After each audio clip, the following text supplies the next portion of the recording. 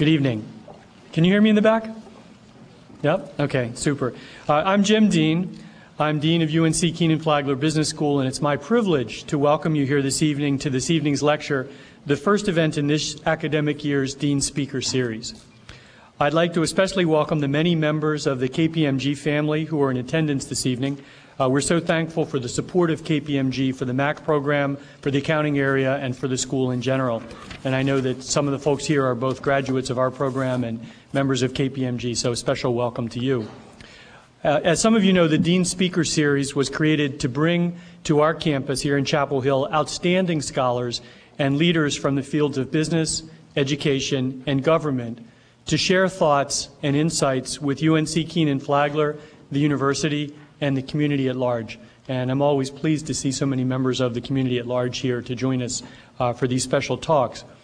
The Dean Speaker Series is made possible through support of the Archie K. Davis Endowment and is managed primarily by our students, who select and invite the leaders they are most interested in learning from. So it's quite a compliment to be invited by our students, as you might imagine. We're very pleased this evening to welcome Timothy Flynn, Chairman of KPMG International, the Big Four accounting firm that provides audit, tax, and advisory services across the world. Mr. Flynn is also the Chairman and Chief Executive of KPMG LLP, which is the U.S. member firm. KPMG's international member firms have more than 120,000 professionals in 144 countries. Mr. Flynn is dedicated to creating a values-driven culture, and I think he's going to talk about that tonight, that helps fulfill KPMG's promise of professionalism to its people, its clients, and the capital markets that it serves. He serves on the Business Roundtable's Corporate Governance Task Force and is the author of 2 books, Going Public, What the High Technology CEO Needs to Know, and How to Build a High Technology Business. So maybe there's a future for you on our faculty if you decide you'd like to do something a little different. Following tonight's speech, Wayne Landsman, the KPMG Professor of Accounting and Associate Dean for the PhD program here at UNC Kenan-Flagler, will offer a vote of thanks on behalf of the entire community, faculty, staff, and students. So on that note, please join me in welcoming to Kenan-Flagler, Timothy Flynn.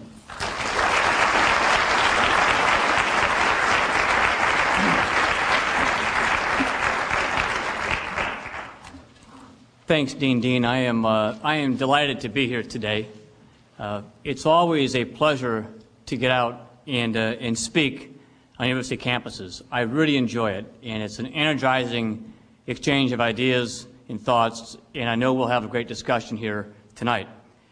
I'm particularly pleased to be here at UNC in Chapel Hill, and I'm very proud of our long-term relationship with KPMG and the university. We have about 130 UNC Chapel Hill alumni at KPMG. So a lot of them here today. How many? Just stand up for a second, all the KPMG alumni that are here today. It's terrific.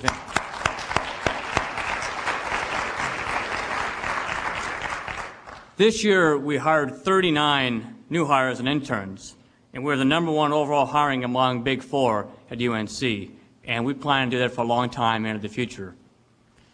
I'm also proud to say we have an endowed professor here as well, Wayne Landsman. Wayne, please stand up. Terrific. Thank you.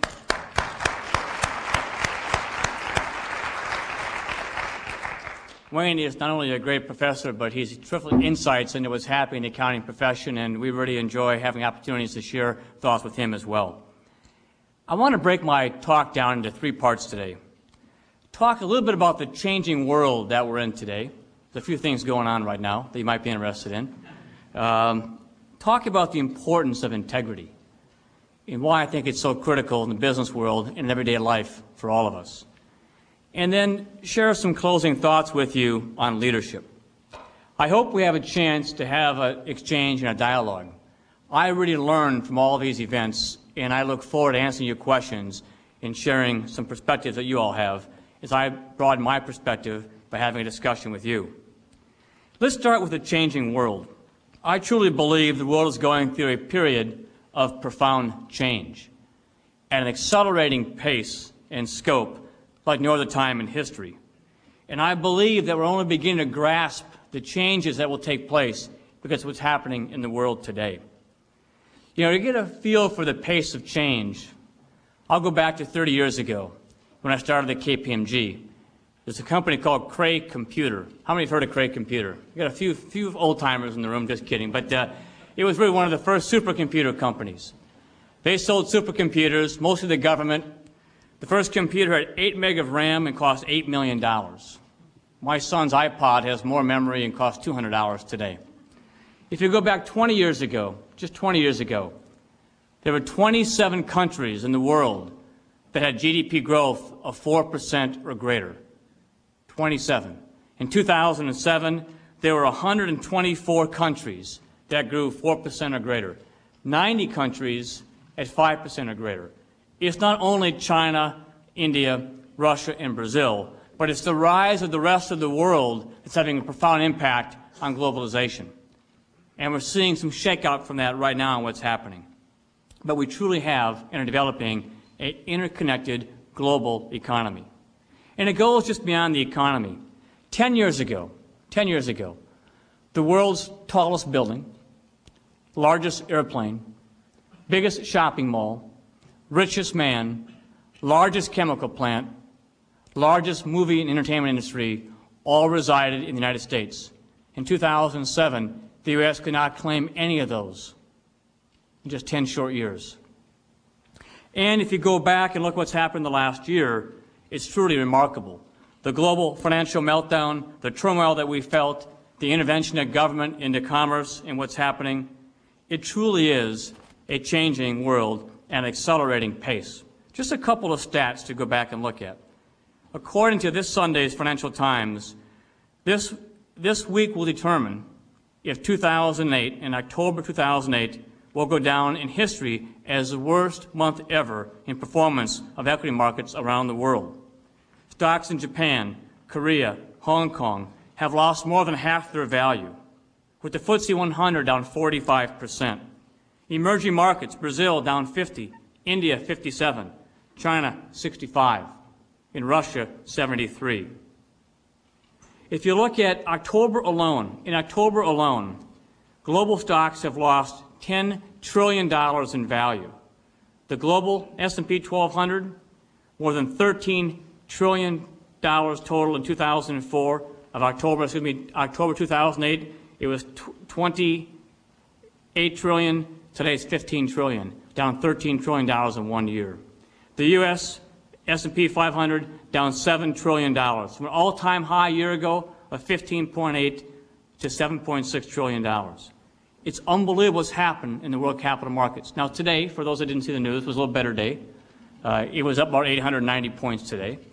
It shows you a 1,000-point swing from yesterday down to up today. So we truly are living in amazing times. In the Nikkei, which is really amazing to me, closed at a 26-year low on Monday. 15 financial institutions around the world have been recapitalized by government. Names like Bear Stearns, Lehman's, Washington Mutual have disappeared from the face of our capital markets. Internationally, companies like Lloyd's, Fortis, Credit Suisse, UBS, RBS have been needed to be rescued by their government. And in the U.S., just recently, the government put $250 billion into banks, starting with the 9 largest banks. Pretty amazing what's happened in just a short period of time of a year. 30 years, 20 years, 10 years, 12 months. Capital is literally frozen around the world. The real economy is being impacted everywhere, and a global recession is a real possibility. And the global regulatory environment will need to be rebuilt to understand the global world that we're working in. So what are some of the trends driving this change? What's causing some of this tremendous change that's happening? I would focus on 5 key trends. They have a profound impact as we go forward. 1, globalization. Look no further than the capital markets and the interconnectivity of our economies to see what's happening in globalization. But think for a moment about the emerging countries, China, India, Latin America, and Russia. They represent 80% of the world's population, 70% of the foreign currency exchange, 50% of energy consumption, and 40% of the world exports. It's unbelievable how the global world is coming together, and these emerging markets are really taking over. We'll see how the trend transforms as we go forward. Shifting capital markets. We just talked about the capital markets. totally interconnected.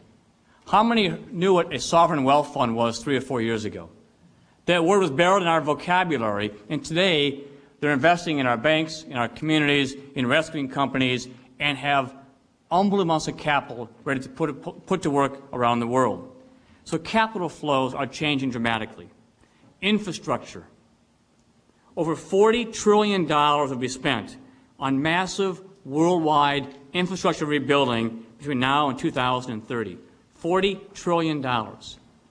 Roads, bridges, highways, airports, energy, nuclear plants, what we need to drive the emerging world as things come together.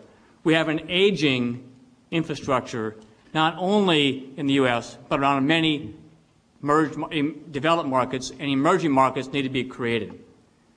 Demographics. The world is changing in demographics. Think about India for a moment. 1.2 billion people in India. 1.2 billion.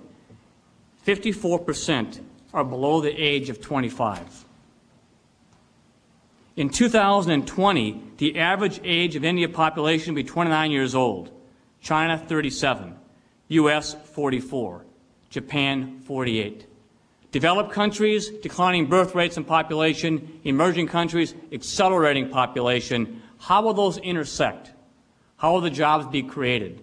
How will the world come together to create opportunities for the people coming into this world and moving beyond and becoming part of the overall global world we're in today? And communications. Now, anybody that has children or grandchildren with text messaging, internet, email, all those things that when I started didn't even exist, and 10 years ago were barely used, it's incredible on the speed of communication today. 24-hour news, 7 days a week, multiple languages in our home through the TV and radio, if anybody uses radio anymore. And the speed of communication is incredible. Nothing is a secret. Transparency is all about, and again, it is changing how the world lives and how we interact. So I say that the world is changing around us at a pace like never before. Business, social, family, however we interact will forever be changed. And it's really about how do we adapt to that changing world that will really tell how things will move forward. We all must adapt. We must embrace and welcome change, because there's no question in my mind that change we've seen in the last number of years and decades will pale in comparison to the accelerated change we see going forward. Jeff Immelt, Chairman and CEO of GE, recently told a group of people, no matter what part of the business world you're in today, it's all going to be different. What has occurred in the last 2 months is going to change the game permanently. But you have to look at this time also as a time of unparalleled opportunity. To me, if history is any indicator, and I believe it is, I truly believe that there'll be tremendous opportunity. And all of you in this room will have tremendous accomplishments as you live, work, and succeed in this changing world.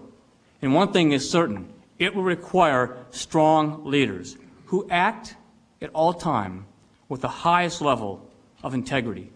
They don't take risks and take shortcuts. They act with integrity.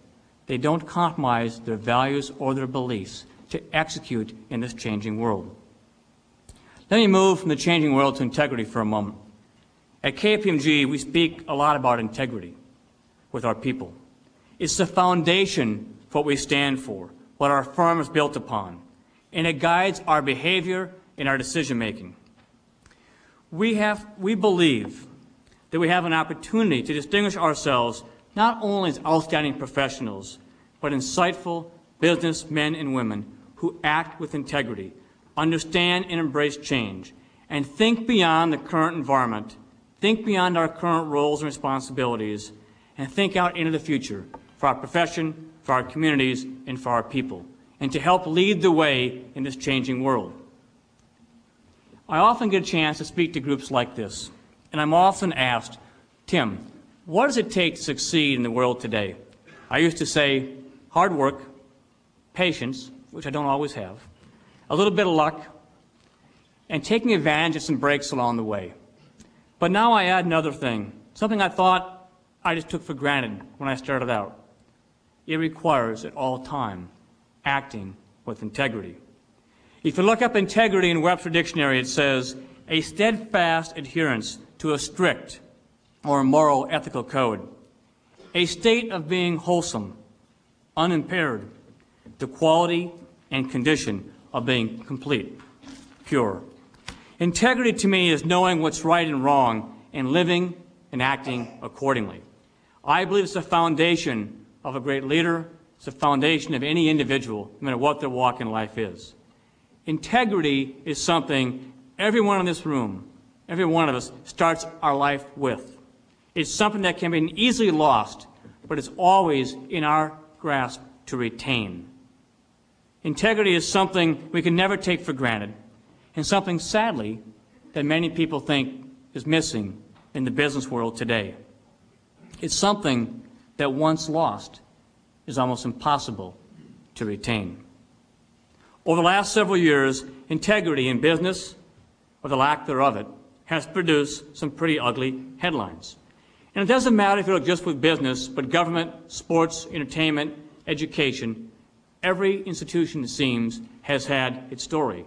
Insider trading, backdating of stock options, outrageous compensation packages, performance-enhancing drugs, sports, political favors, cheating on tests, lead paint in toys, chemicals in milk and baby formula, double standards where people publicly hold themselves out as judging others and privately live their lives very differently. The list goes on, and it seems to grow and grow. One has to ask, how did people get to the point they did? What made the people make those decisions? In retrospect, when you look at all these things, they're not close calls, not at all. And they don't just happen. They're intentional acts that people take. In most cases, they involve a number of people, and in some cases, multiple companies or institutions. Most had multiple opportunities to be stopped at their infancy, but people didn't raise their hand. They didn't stand up and stop them. Sometimes people viewed as the very best in their organization were involved in these activities. When you look back on these things today, it's all pretty clear. People did not act with integrity. So why do they do it? I don't have all the answers. But why do people say yes when they know or should have known these things were wrong? I look at kind of three key things I tell our people about. One is rationalization. People focus on the intent of their actions and not the reality. It's a temporary fix. If I could just do it this one quarter, I won't do it again. If I just take this drug one time, I won't do it again. I'm doing this to save the stock price, to save people's jobs. It's not for me. And besides, everybody else is doing it as well. I'm just trying to level the playing field. Or how about implied permission? Look, everyone knows I'm doing this, and no one's telling me to stop. It must be okay. If Joel didn't tell me to stop, and Joe knows I'm doing it, he would never let me do something that would hurt me. It must be all right. Implied permission. Or the fear factor. I can't be the one to stop this. I might lose my job. It's not my job to tell Joe no. Surely Joe's boss knows he's doing it. Let him stop it. I'm just going to keep my head down and do my job. In a recent Wall Street Journal article, Warren Buffett said, the 5 most dangerous words in business are, everybody else is doing it. In almost all these cases, seemingly minor things became bigger things. Lines became blurred and eventually erased.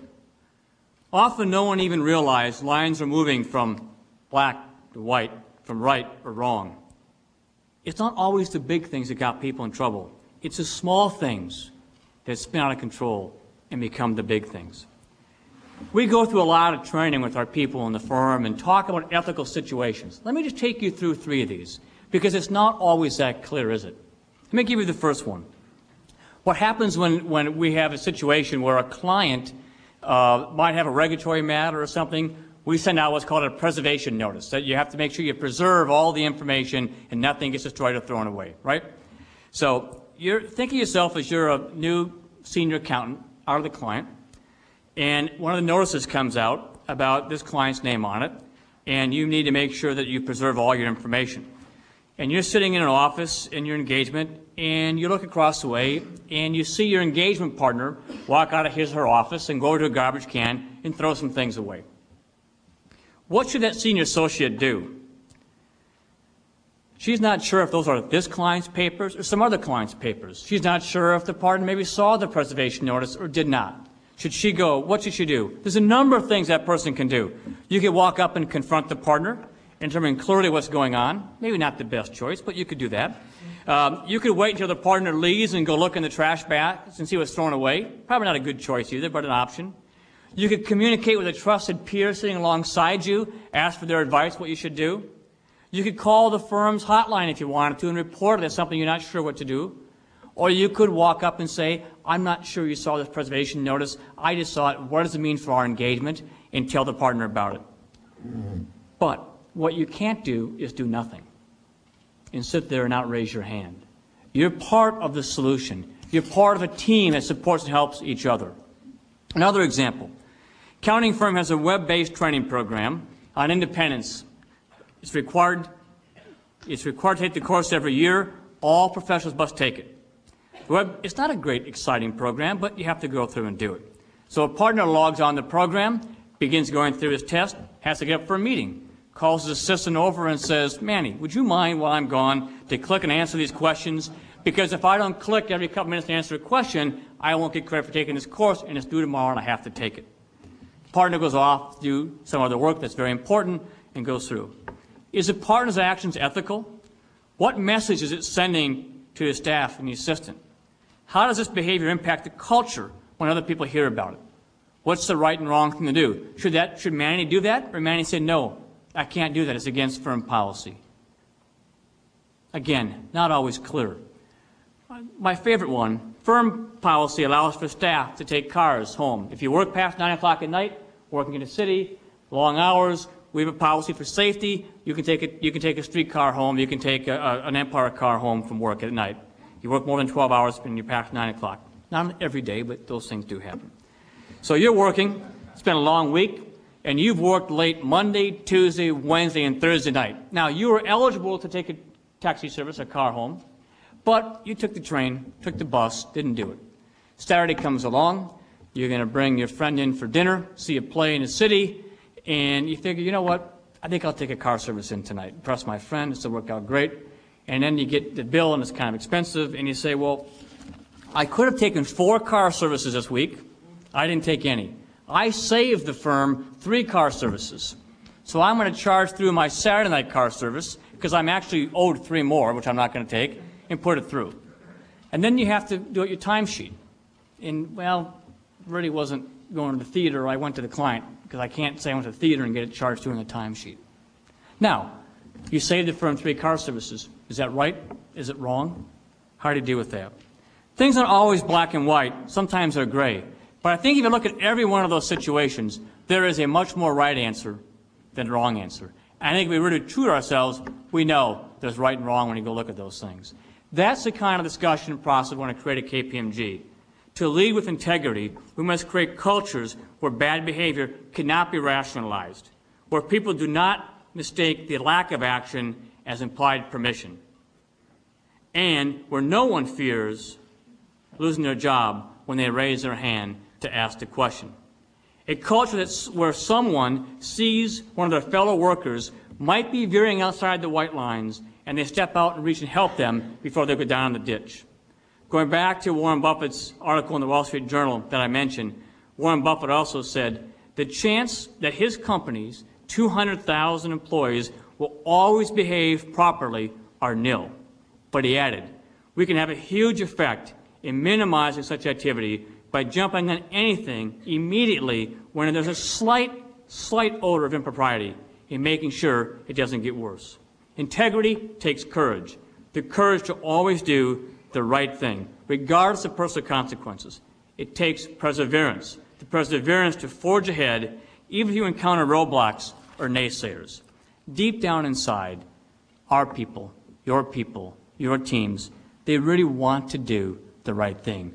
We've got to create a culture to allow them to do that. Now, we all know that no one achieves such success on their own, and many people help them, family, friends, or mentors. But ultimately, you are the ones in control of your life, and it's the values that you live by, the values that guide your decision-making, that guide your integrity of your actions, that will finally determine how you will succeed. And if you ever have a question, are you doing the right thing, I would suggest a small test that I use when I do some decision-making. Just sit back for a minute and think of the headline in the Wall Street Journal and think, what would Mom think of that? It's a pretty good litmus test for doing the right thing. All right, so we talked about the changing world. We talked about integrity. Let me spend a few minutes on leadership, and we'll get to the Q&A. Today, the problem in the markets can be caused by a lack of confidence in the markets, and it's breed fear and anxiety in people. People have to have confidence in markets, in companies, in governments, and they have to have confidence in their leaders, or their parents, or their teachers, or their mentors. To me, the principles of leadership are pretty straightforward. Outstanding leaders must inspire others to put their trust in them, and then recognize the tremendous responsibility that the leaders have when someone else puts their trust in them, and that they must earn that trust every single day through their actions and what they do in their roles. Leaders have a responsibility to help others achieve their full potential.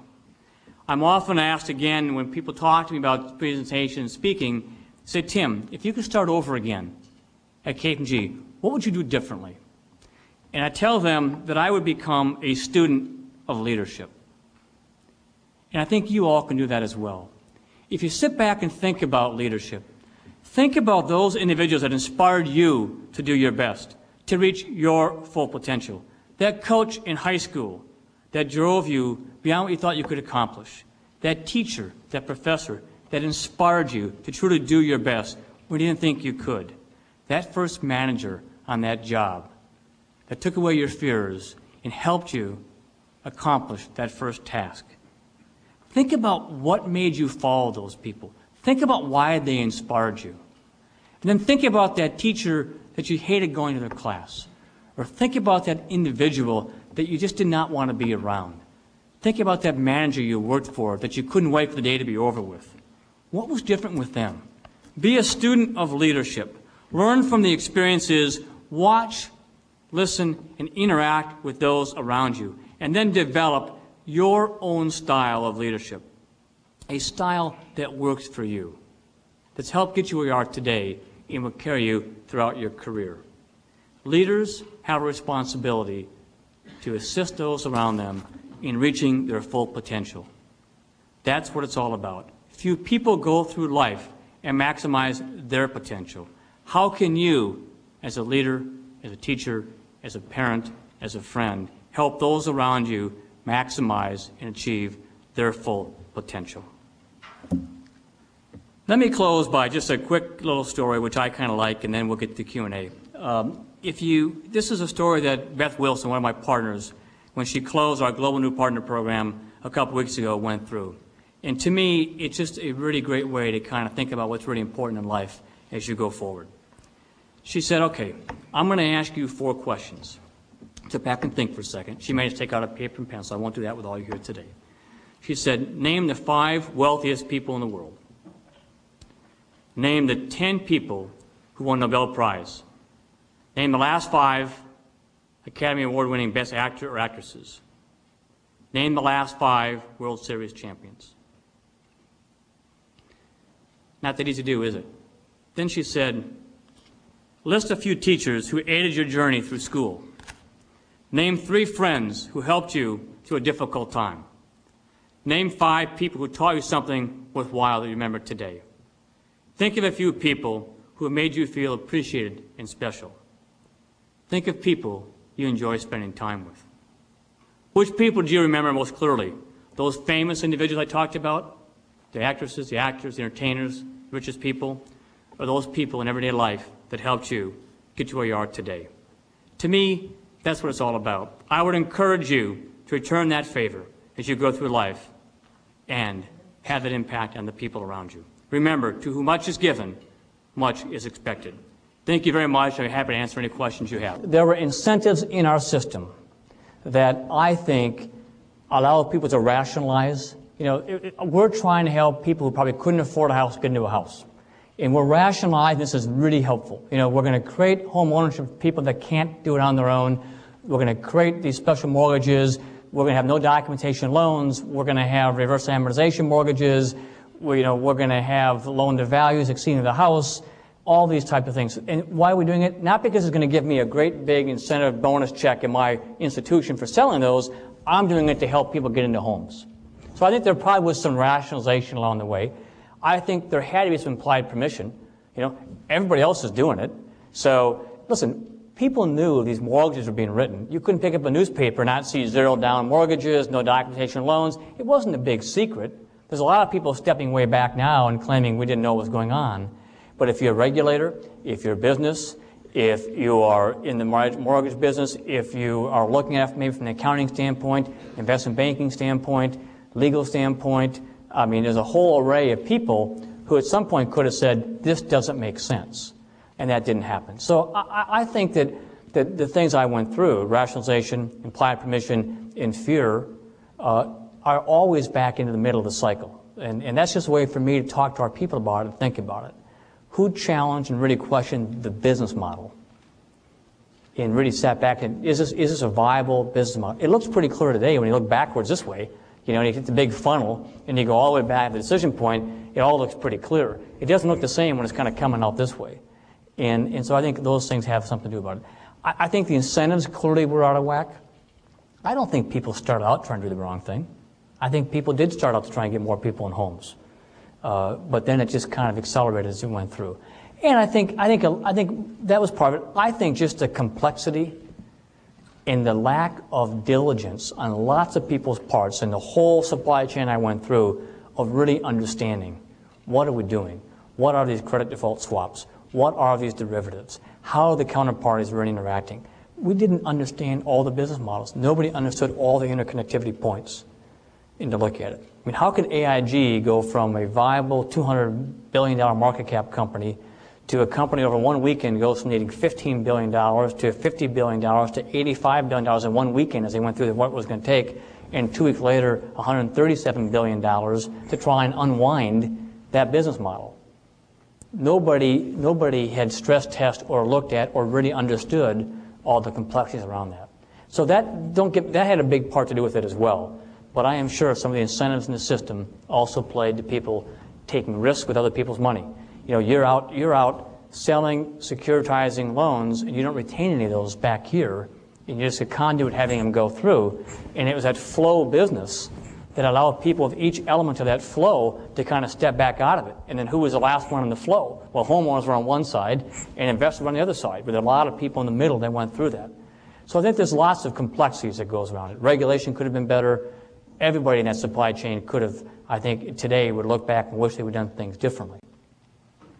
But it was not just one company or one profession or one component. It was an entire supply chain that looked across it from my standpoint. Oh, great. We'll go here, then we'll go back up there. Please. How much do you think the mark-to-market environment exacerbated the stresses on the banks? The question is, how much did the mark-to-market account? Now, you're not a reporter now, right? I guess, okay, good. I'm just checking, so that's good. From my standpoint, I think mark-to-market accounting, which is really, for the non-accountants in the room, which is really, it's a very simple philosophy in terms of financial instruments. The fundamental question is, should they be carried in the balance sheet at basically an exit price strategy? So should a financial instrument be in the balance sheet at an exit price, which is what I could go sell it for tomorrow, willing buyer, willing seller at an exit price, or at your historical cost, which you paid for it, and not worry about the dips or changes in the marketplace, and because you're going to have this asset for a long time. So mark-to-market accounting is an exit price strategy for financial securities. I think it makes sense. It's a good accounting model. Now, what happened was you had a couple of things happen. You had a really stressed environment where the definition of a market became very blurred. What a market is really a willing seller and a willing buyer coming together to do a transaction. And we had we had sellers that didn't want to sell because the market was depressed, and we had buyers that would only buy at a really depressed market and really didn't want to buy. They kind of would put a bid in to buy and hope they wouldn't get it, but if it would come at that low price, they would take it. But they were way off what they thought ultimately they would realize for that. And so you had huge spreads happening in the values. You'd buy it for $1, and now it's worth 20 cents. And you'd write that down. Real, in a normal market, it might be worth 40, 50, or 60 cents. Might even be 90 cents if you could hold it for 10 years. And how do you make those judgments? I think we've learned a lot in how to identify the markets and make those judgments, and we're better at it today. So I think the spiral down effect of mark-to-market accounting had a role in the early part of what was happening. I don't think it had a role in what happened in August, September, and October. That was a fundamental shift in the market and a fundamental shift in the capital requirements for the banks because of liquidity crisis. And if you think about it, they could have changed the definition of regulatory capital to exclude unrealized gains. Because the whole thing is, well, you had to write these things down, therefore you had to go raise capital, because as the balance sheet went down, you had to go raise hard dollars. These are unrealized paper losses. You got to get real dollars to come back in because it's in your Tier 1 capital requirement. In different types. And all they had to do was redefine how they define capital. They didn't have to put the mark-to-market adjustments through that. So don't blame the accounting. You could have looked at a regulatory change. Did the accountants do it perfect? No. Are we better at it in the third quarter than the second quarter? Yes. Will we ever be through a market like this again? I hope not. At least not in my lifetime. And so exacerbated it? Yes. The driver of it? Absolutely not. There's a little bit of difference, I guess, as far as regulatory as to things that are obvious of free market, stock and security, a bond trade versus a collateralized mortgage obligation. You sold one, yours is exactly the same. Exactly. But they're probably worth a lot more than people would either, they're worth a lot more than people would buy them for today, and they're worth a lot less if we want to sell them for today. And so you have a very distressed market. And if you had to be able to hold it, the value of them come back up is hopefully is a real value will come back up over time. So the issue would have been if you had changed the definition. If you could have said we have abnormal markets, if you would have said timeout in this market, we've got to be over here. But I think there will be some changes to the market accounting model, but I don't think we'll ban mark-to-market accounting. From an investor standpoint, you want to have that exit strategy constant for liquid securities. Now, you can go through the balance sheet or go through the P&L. We can debate if you have to take it to the P&L. That's where you get in real trouble when you start trying to guess what should go over here. You can deal with this piece of regulatory capital stuff. We have one in the back. Yes. Standing up, then we'll go to the gentleman sitting down.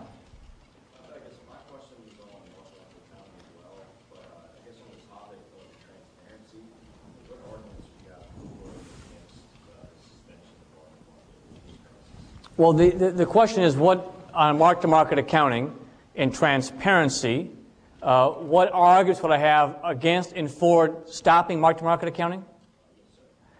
Look, I think it would be a huge mistake if we just said we're going to stop mark-to-market accounting and we're going to go back and set securities at July 1st value or pick a date or whatever. I think that would cause a great sense of uncertainty and anxiety on the investor front. Why are they doing it? What's happening? And I don't think it would be very good policy, and I don't think it would be a very good decision. I think the transparency is healthy. The transparency, what an exit strategy price might be, is what it is in the markets. Better definition of a stressed market or abnormal markets.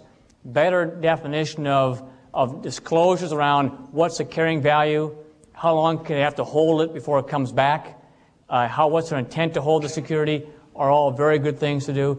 I personally believe we have to look at what I would call the other than comprehensive income, what goes through the equity statement, and then what goes through permanent impairment when there's actually an event that happens, and something in the middle called other than temporary impairment. That's where there's a real mess, is what's your judgment and my judgment on this kind of middle piece. And that's the piece I think the standard says have to go back and look at and do a better definition on other than temporary impairment and what that means. And that's more than most people want to know about accounting here, but that's something that I think we have to work on, and the SEC has asked that be looked at in the next 90 days by the FASB. We're calling in a question. Yes, over here. I'm going to get you just next, sir. I apologize. Please. You related a lot of interesting stats related to globalization. I'm wondering what keeps you awake at night related to that topic, and what are the implications for managers in both established firms and new startups? Too many hours in the airplane keeps me awake at night. But, I think the realization that we are very much an interconnected world today. I mean, there was this whole concept where, the U.S. is decoupled and the rest of the world is decoupled from the U.S. and the emerging markets are going to go straight up like that, and the U.S. may or may not. Look, everybody's coming back to the dollar in the U.S. regulatory environment. There's a lot of things that are kind of coming back into the U.S. now as you look at the pound and look at the euro and look what's happened. So I don't believe this decoupling is really there. I think we're very much more connected than ever before. The U.S. is still very powerful and very important, largest consumer base in the world, most efficient capital markets, although it seems difficult to believe that today, but they really are, and the most innovative workforce, highest educated workforce. So a lot of things happening here where we will remain a very strong force in the global world. That said, doing business internationally is going to be a way of life for small and big businesses. You're either going to source product, you're going to have customers. It's how things are moving around the world today. The electronics, the communication, offshoring things in the emerging markets, doing non-value-added work, all those things are going to be critical for any company to compete in their customer base as they go forward. And I think that's what I think is something that people need to keep in mind as business managers and leaders is what's my strategy around that, and how do I continue to challenge my organization to think differently. Productivity is going to be critically important as well in driving that as we go forward. Yes? I read an article this afternoon saying that somebody in the White House was complaining that the banks that they've invested in aren't loaning out the money like they want to. And that a lot of people would say that part of the reason we have problems today is because there's no pressure to get the banks to make some loans that they want to do good. I'd like to hear your thoughts on what are the implications of this government ownership of the banks, and what are the things that everybody should be looking for to try and make sure that it works like they want it to work. It's a great question. I look at it as a couple different ways. We do a lot of big banks, and I've had a lot of discussion with our big bank clients over the last number of months. And I had the benefit to be on a number of calls with senior Treasury officials and 50 to 75 CEOs in the financial institutions and the role we play in the capital markets as we're kind of going through September and October. There were kind of weekly phone calls with a group called the Business Roundtable, which is 75 or 50 CEOs from around the country. It was very clear that there was a real potential systemic risk in the stability of our financial markets. If you go back and look what happened, Bear Stearns gets married off and taken over by J.P. Morgan, and we moved that pretty, that moved through the system, and it wasn't a complete disaster, and it was terrible for the people of Bears and all the human tragedies. Please don't, I'm not minimizing that. But the economy itself digested that okay. And then we had Fannie and Freddie and put the $200 billion in Fannie and Freddie and shored that up and changed it. And, that market rallied and went down, but that was pretty unprecedented, but that had impact for a couple of days, and then we started going back down again.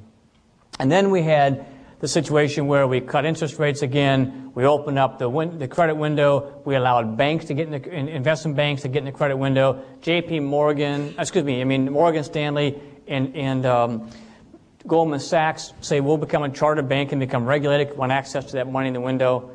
And that got better for a little while, and then something happened again. And then Lehman Brothers over the weekend literally disappears. And then AIG, I was talking about that story. And then you've got the ripple effect across the globe. We try and raise a $700 billion rescue fund, takes over a week, can't get that done. They're shooting bazookas, at all these problems, and it just keeps going like this. And I think that there was a judgment made by some people and responsible. They showed leadership. They made a decision that we had to get confidence in the major financial institutions that they would not fail. And they felt the only way to do that was to get government capital in, do it very quickly. You've all read the articles, I'm sure, in the Wall Street Journal, the stories, what happened in that meeting room, so I won't go through them. I wasn't there. But get it in very quickly, get it done, And that was, I think, the start of stabilizing. Now, we followed the path that Europe did and what they did, but that was the part that started to stabilize the financial institutions. At that time, the real damage was done to the real economy. People were really cutting back, everything was happening, and we have a real slowdown. So I think it was absolutely the right decision after all those steps to make sure we didn't have systemic failure in the global financial system, and how the governments did that, I can't second guess them. History will show how right or wrong they were, but I think, you know, from everything I saw at that point in time, I give them credit for the courage to make a decision and do something like that. What should we worry about? You know, there's lots to worry about. I mean, capitalism, government intervention, being involved in running public companies. Are we going to have a federalized bank system for a long time? What should we look for? I think get in, stabilize, and hopefully get out. And then I think you're going to get stronger regulation. It's okay. We deserve it. You know, the markets themselves didn't regulate themselves. We deserve stronger regulation. The citizens are angry. What happened to them of the country? So there's a natural going to be, there should be stronger regulation. It's just a fact. We go in cycles, and we'll go away this too far, and we'll go too far here, and we get back in the middle. We have to kind of enjoy that time we got it right in the middle, and then we swing back out on each side. So I think those things will happen as we move through the crisis and move our way through it. And I'm an optimist at heart, so I feel a lot better today than I felt 2 weeks ago. But a lot of decisions have been taken where I think it's going to be a tough 12, 24, 18 months. You pick the time horizon. It's not going to be 3 months and life's back to normal. I think we have a systemic change in deleveraging some of the consumer debt. As we deleverage the business debt, we're going to deleverage the consumer debt. It's going to be painful. There's going to be some higher unemployment. But we'll be stronger coming out of it if we can make some things happen around that. So that's kind of my sense as I talk to our people about what I think is going to happen. I don't have a magic crystal ball. Don't buy anything on my account.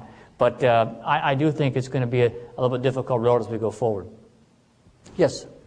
Say the U.S. has lost somewhat its prominent role in the world in the last 10 years, like let's say the Polish building, largest chemical plant and whatnot. What do you think this cost is, and do you think the U.S. will go back to that role, and how do you see the outlook in the next 10 to 20 years for the U.S.? Yeah, I think the question was the U.S. in terms of its stature in the economic world, what's happened.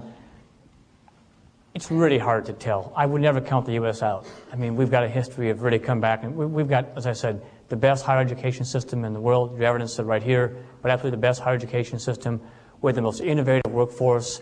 We have efficient capital markets. We have capital, historically, we'll come back to that, but, you know, for venture capital and private equity and IPOs and all those kind of things.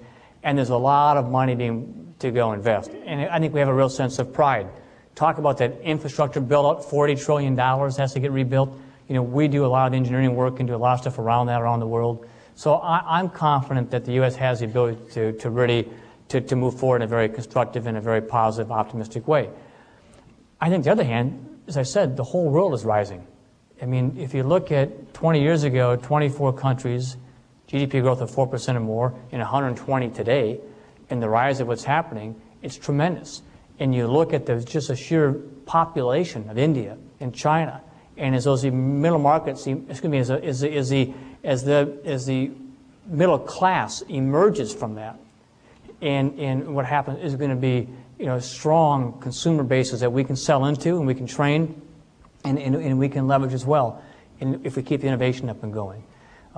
Energy is a big unknown. If we can get much more conservative energy, if we can get to more get away from the reliance on oil and drive more in wind or biofuels or hybrid, wherever you want to drive, nuclear versus coal, all those things have to come into play.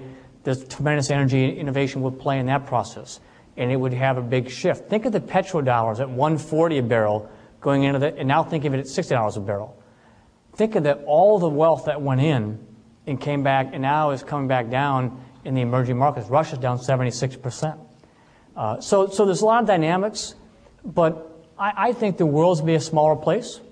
We have to learn. We're not the superpower that we can just go kind of demand and give the foreign direct investment in all the different countries and feel like we can just pass out the money, and like maybe 20, 30, 40 years ago we did. And I think we have to lead in a different way. We have to lead by example, and we have to lead with integrity. And if it's on the business side, if it's on the political side, there's lots of things I think that in the world that we probably can rebuild some things. Whoever the new administration is will have a chance for that change. And somebody told me the other day, was a great line. They said, "Don't miss the opportunity to take advantage of a crisis." And if you think about it, when you have a crisis like we have today, you can drive a lot of change. You never could have done what the government did in banks 6, 9, 12 months ago. You could have done it that first week of October of 2008. Maybe the new administration can change some of these things as well as they come in. So there's a lot of dynamics that come to play. And I don't have a crystal ball around it, but I envy all of you because you all live through it. You have a chance to play in that world from a social standpoint, from a business standpoint, whatever your careers you teach, whatever your careers are, it's going to be an exciting, high-paced, dynamic environment like we've never seen before. And I think the U.S. will rise to the occasion as we go through it like we have in the past. Yes? You were talking about how some of the emerging market countries have seen pretty major drops in, say, the stock market. So I was wondering, what do you think the outlook is on some of the more frontier markets, like in the Middle East or Africa? I was in Africa a couple weeks ago. I mean, I think that there's tremendous opportunity in the very early stage emerging markets, but they have to build the infrastructure. They have to build the governance. They have to build the government. You have to get a stable government, whatever it is, first. Then you have a stable society as you go through it. There's all kinds of underpinnings it takes to create and build a country and drive it. And so stability, socially, politically, all those things have to be in place as you then begin to build the commerce and the capital flows and the corporate governance and all the things that come into play in the higher education. And it's a challenge in some of those places that you mentioned. But I think they'll have to open themselves up to that around the world to make that happen. We got one more question. Yes? Thinking about the world changing around us, we see that in higher education. The quality of higher education around the world is getting better and better. And we've had the catbird seat for a long time, but now the world has changed completely as you described. Leadership, globalization, and integrity are hallmarks of our program. But what should we think about changing and doing differently educating students going forward? Do you have a change management class? Yes. It's good. It's good. No, you all know more about than I do. I think when I look at people and look at the world today, a broad perspective is important. A narrow view doesn't work anymore. The world's too complex. And so, the broader perspective, I think, is really critical. And the openness to listen to other people's ideas. We're not always right. And how do you and also being comfortable with a continually changing environment and know what you don't know. And those are all key things, I think, that is lessons you'll learn once you get out of school and go work in business. And I think finally, being very accepting and very open to a very diverse workforce that you have. I mean, it takes all types of diversity. And I tell my people in our firm, we'll have different diverse views of diversity. We're not all going to define diversity the same way, right? But it's critically important to create that environment. And if you look at campuses today, it's a great melting pot of people from around the world that come to campuses today, in different ethnicity and different lifestyles and all those things that make us what we are, and how we learn from that and how we accept that and how we drive that. And living that in the classroom is critically important in driving through the business community as well. So those life lessons are equally as important as the book lessons. I think as you prepare the students for what's ahead of them in a wonderfully challenging and exciting world. I probably talked too long. Hopefully not too fast. I really welcome the opportunity to be here. I wish you all great success wherever your careers take you. And if I can help in any way, please send me a note. I'd be happy to help. And again, thank you very, very much.